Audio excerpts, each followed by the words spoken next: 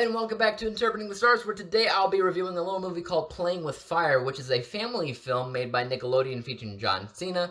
Now, when it comes down to any family film, you want something nurturing, but is that what we have with this film, or is it something, what's the word, opposite of nurturing? Let's get cracking. This review is brought to you by the word of the day, nurture. To supply with nourishment or to further development. Playing with Fire centers on the lives of firefighters whose lives change when a group of kids show up alone in the wilderness. What follows is just a bunch of hijinks between figures of authority and just silly kids.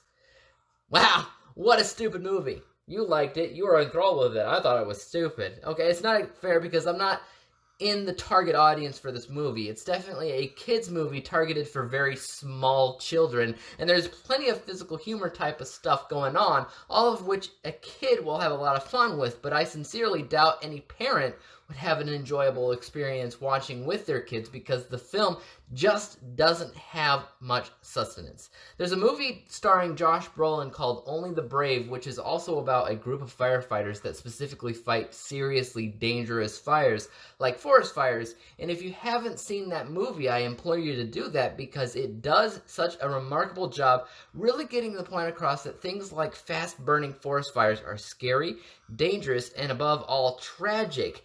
It's not a fun time.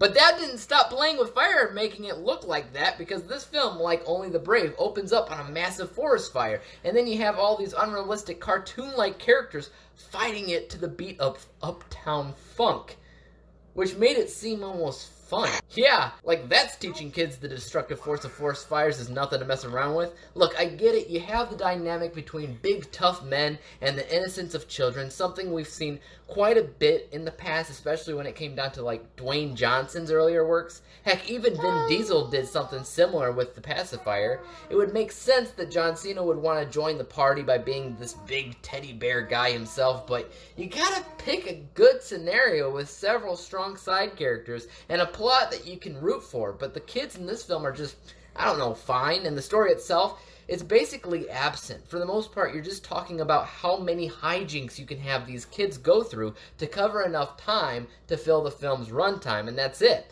It's just not enough. Is the movie made competently enough, though?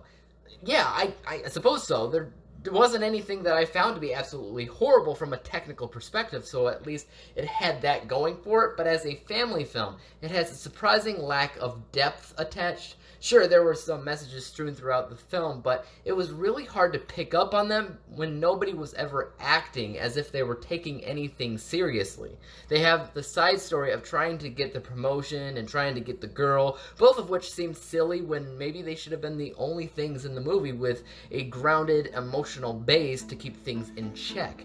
Had they done that, maybe the movie would have had enough pull to keep an older audience checked in. But even those things are the butt of a joke, and nothing seemed important enough to keep track of. I rated Playing with Fire 51%, 51 out of 100 possible stars, granting it the failing letter grade of F. It really is not the greatest movie in the world. No, it's not. I'm sorry. Not that I really expected much more out of it, but as it is, it's daddy.